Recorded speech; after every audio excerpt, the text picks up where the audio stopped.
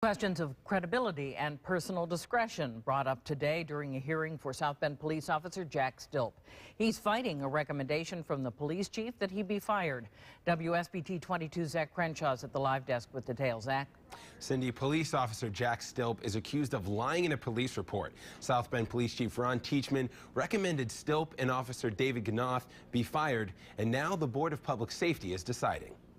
Board. That's all that I'm saying. And if it's called a hearing, but it felt like a trial. Move on. The objection is sustained. Fine. As witnesses testified about an incident in January involving two officers who allegedly chose not to arrest a woman wanted for a child support warrant, and then lied about it. We both asked her, do you know you're wanted on a warrant? And she said yes. Officer Stilp testified before our cameras arrived and then sat and watched as Officer David Ganoth testified that the two didn't arrest the woman. I felt sorry for her, and that's all I can say. What were you overwhelmed by the fact that they said they wouldn't arrest you? Hard not to arrest me in front of my kids.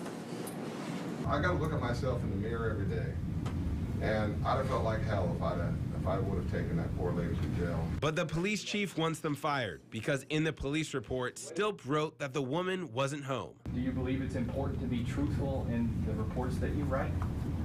Well, sure.